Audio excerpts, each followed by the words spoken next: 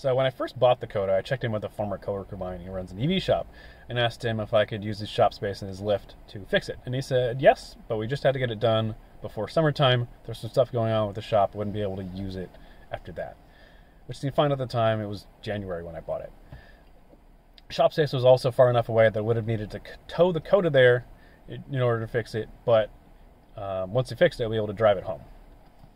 But in the meantime, I've been daydreaming about building some sort of plug-in hybrid pickup truck or van for camping and adventures or whatever. I couldn't settle my mind on a good configuration for it. I didn't have any shop space to build it in, so it just kind of remained a daydream. But one night, I found this article about the Vtrux, and I immediately realized I should just buy one of those instead of spending thousands of dollars and years of my life just to have something worse.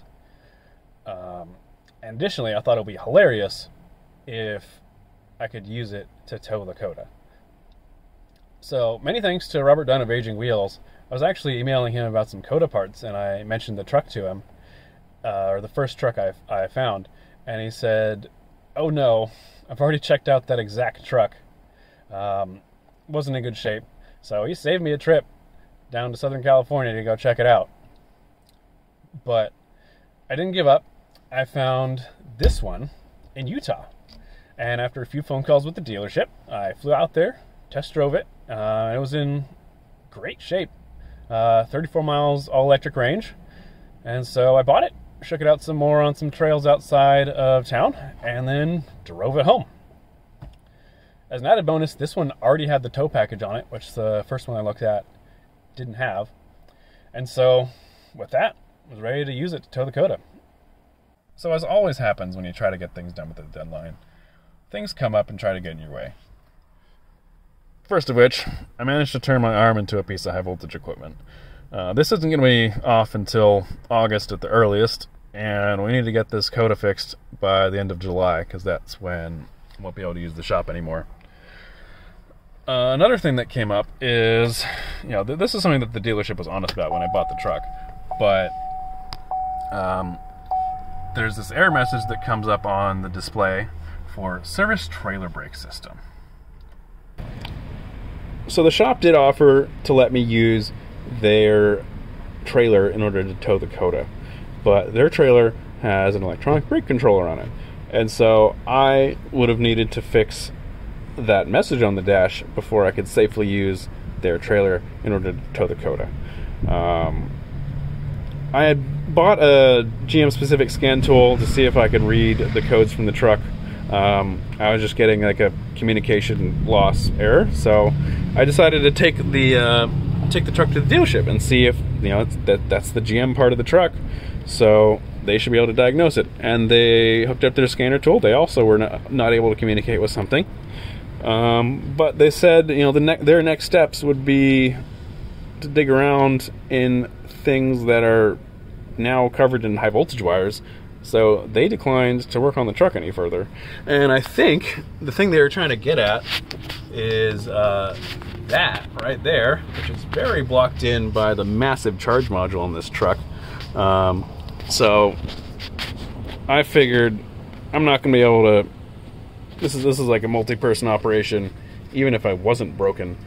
So I'm not going to be able to get at that anytime soon.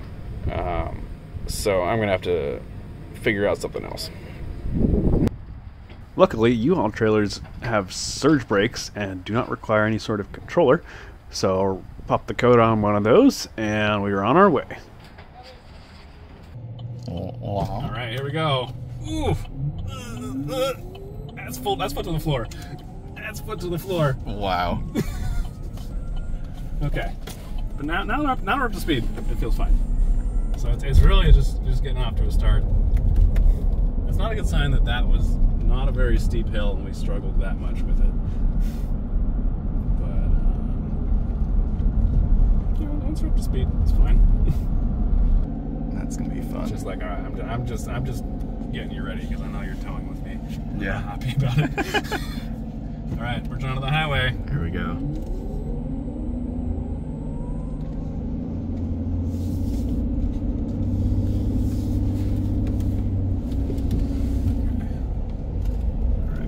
Do it.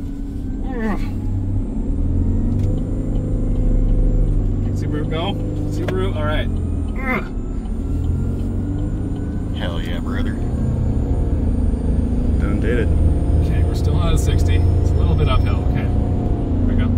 That was slow, but acceptable.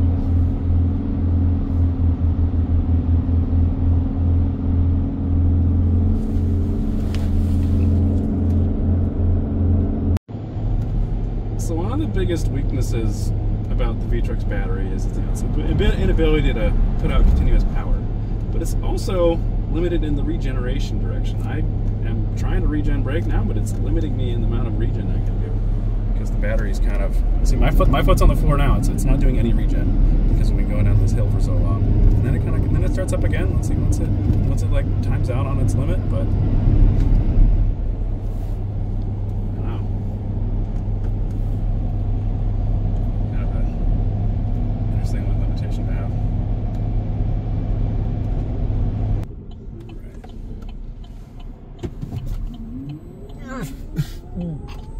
Just saying that on behalf of the truck. Yeah. Come on. Alright. Old Toad behind us is probably like, dang, they're going slow. Okay, that was an interesting point. So it took so long for the engine to kick in there, the battery was starting to limit power. Huh. Which is an interesting weakness of this truck. I would appreciate if the engine like turned itself on a little quicker. But I will say one thing I specifically did was I didn't charge this thing up fully before we departed because it won't let you run the engine above 90% battery. So if you try to tow with above 90% battery, you won't be able to turn the engine on. So you won't be able to go up hills. So it's probably a good move to do that. Overall, towing the Coda with the Vtrux was a success, but I wouldn't call it good for towing. I definitely wouldn't want to tow anything heavier than the Coda with it, especially not if I had any long downhill sections on the route, since as we saw, regenerative braking doesn't work very well going down even a short hill. Even though it has the original engine, it has no engine braking, since it's decoupled from the wheels. When you're coasting on the highway, it just goes to idle. The shop I did this at is called Trajectory EV. They build a lot of lithium iron phosphate battery packs, including selling retrofit kits to modernize older EVs. Jesus here works at the shop and has dropped a lot of Ford Ranger EVs and first generation RAV4 EV packs for maintenance and retrofits, so he's very experienced in working on older EVs and their batteries, but as you might expect, he's never worked on a Coda before. Still, his expertise made this job go exceptionally smoothly. I don't know if I would have been able to do it without him, even if I had two functional hands. So are these built specifically? Oh, we barely got. Are these specifically built to work with the Ranger packs? Yes, sir. Wow. Was this like official Ford equipment? It is. It's a factory actually. They work, but Ford work with this like the work with the packs. So, wow. So we're using a Ford Ranger EV battery lift. This is what a Ford Ranger EV pack looks like. These are factory lifts, and we're using them for a Coda.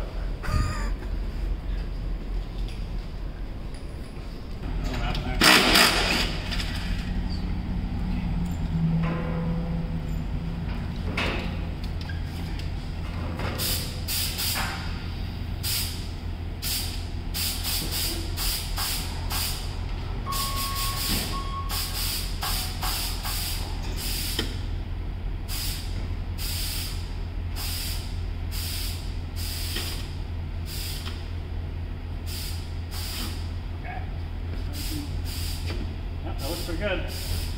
Oh, that's definitely a guide pin. Yeah.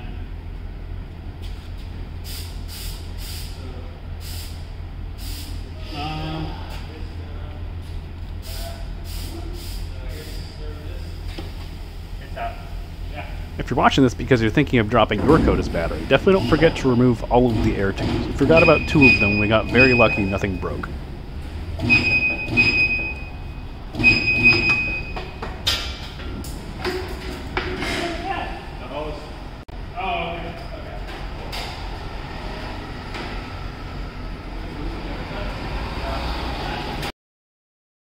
Removing the lid from the pack wasn't particularly tough, just a bit tedious. Jesus had some complaints compared to the Ranger packs he's used to, but he noted that there's less opportunities to permanently damage things with the Coda pack compared to the Ranger packs.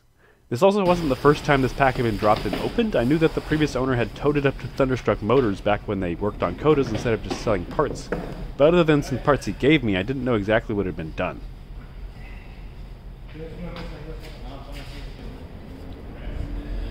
So we got a log of maintenance, previous maintenance on this pack here. New fuse and contactor, April 19th, 2021. That must have been why those are in my glove box. Let's see, those high voltage caps are absolutely not doing their job.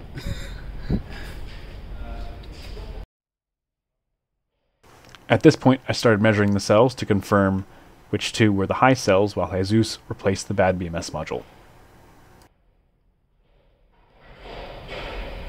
Okay, so it's this one here. So orange to red on this module is high. And then red to brown on this module.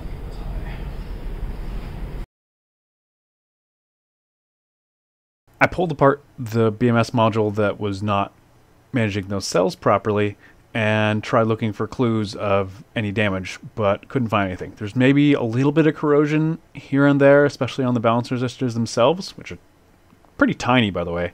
But other than that, no obvious damage. Alright, end of the first day. We've got two separate battery discharge charge units and power supplies rigged up. We'll let those run through the day tomorrow. We've got a lot of energy to dissipate out of these two cell banks. And then we're gonna hook the car up enough at least to see if the cell voltages are reading properly from the replaced, I believe this is called an LMU. And then we'll put the pack back in the car if it all looks good enough. And then see how it goes. I came back the next day after Jesus had finished balancing the cells down to my best guess of a voltage. I wanted to make sure the new BMS module was connected and working properly before going through all the work to put the pack back in the car. When we reconnected everything, the cell voltages read fine, and I could see that the cells we balanced down ended up a little below the rest of the pack, but not by much. At this time, both the red vehicle fault light and low battery light were on. This turned out to just be because we hadn't put the high voltage disconnect back in, so we put that back in to check, and the fault lights went away. That confirmed that the replaced BMS was working fine for voltage measurements, but we had no way to easily confirm that the balance channels were now working. But since we manually balanced the pack, I figured I would get at least most of my pack's capacity back, even if the BMS still didn't balance. So, I put the pack back into the car. The battery cart was very helpful here in getting the pack realigned, as it allowed us to shift things around a bit when things didn't line up perfectly.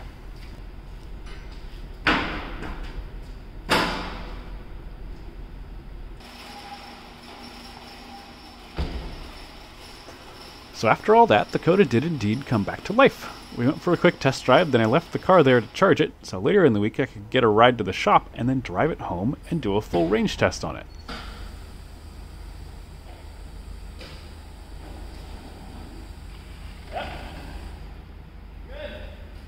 And now, the results from the range test. When I left the shop, the trip counter was at 500.05 miles, so we've made it 88.5 miles. Most of that highway driving. Towards the beginning, I was using the air conditioning a bit, but most of it just highway driving, 60, 65 miles an hour. Some city driving here and there, but still, mostly highway driving. And that got all the way down to 11%. Cell voltage-wise, that low cell from before is at 2.68 volts, which is indeed pretty low. The car did seem to be going into a pretty severe limp mode as I was going around the block trying to drag it down just a little further. The cells manually balanced down. Those are still pretty low, 2.7, 2.8 volts.